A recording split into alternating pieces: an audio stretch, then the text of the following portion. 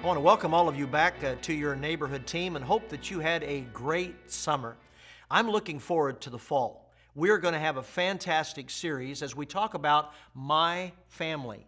And this is going to be new for 4 weeks because we're going to have family groups together, and you can invite your children, your young people. We're looking at ages basically 3rd grade and up. And so the discussion for the next 4 weeks will really center around family topics together. We're going to talk, first of all, about the technology trap. What are some of the issues that you're going through with your children now with Facebook, with texting, with cell phones, just a lot of things that we're going through, and we're going to get some guidelines to help us to maybe put some boundaries in place to overcome the technology trap. Secondly, we're going to talk about passing the baton.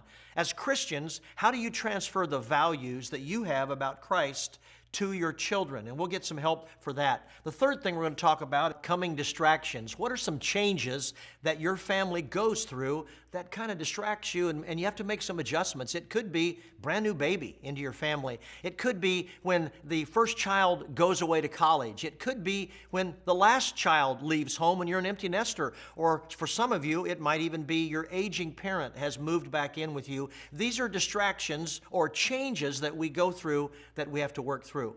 Here's a glimpse of what your group's going to be experiencing in the next few weeks.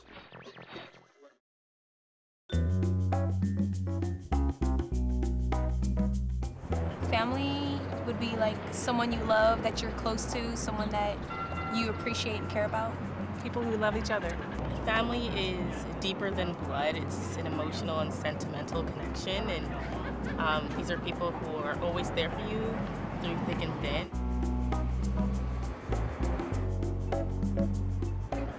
It's everybody getting along, you know? That's what family is to me. Okay. Everybody getting along. Makes everything happen. That's it. People that are there supporting each other, taking care of each other. Yes, I woke up spiritually a few years ago, realizing really that we are all connected, that we are all brothers and sisters.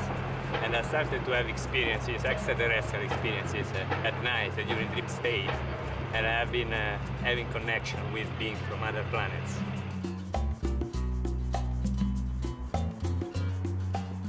People closest to us, I guess, I don't know. Blood relatives. Anyone that you love and anyone that loves you back. An expression that comes from a formation of a bond between a group of individuals that cannot be broken. It is people that are willing to lay down their life for one another and are willing to sacrifice even their own self for the benefit of someone else. To me, that's family. I'm talking to my children about maybe a song they downloaded from iTunes, and they say, well, it's not that bad. Or I'm talking to my son Cole about a new video game he wants to buy, and he starts out by saying, well, it's not that bad, Dad. And that's great that a lot of the movies and television shows and music that we listen to aren't that bad. But is that really the question that Christians should be asking? Is it that bad? I think the question we should be asking is it good? You know, someone once said, faith isn't taught as much as it's caught. In other words, behind the scenes, we're always sending off signals as to who we really are. We're always communicating a message, even if we're not speaking words. We are communicating values, whether it's good or whether it's bad. You see, that's what happens when we keep our eyes on Jesus. These problems and troubles, these distractions that we have here on this earth, you know what happens? They seem to shrink back down to their appropriate size. When we keep our eyes on Jesus, it allows us to look at our lives and say, look, little troubles. Look, little problems. Look, little worries. As you wrap up your group, there are 3 things I really want you to remember. Number 1, this Friday, September 13th, Friday the 13th, is going to be our Technology Media Blackout Day.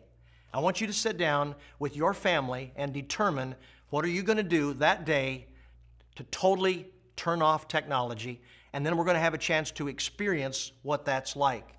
All the church is going to be doing it, so you be a part of that. You decide what you're going to turn off and how you want to deal with it.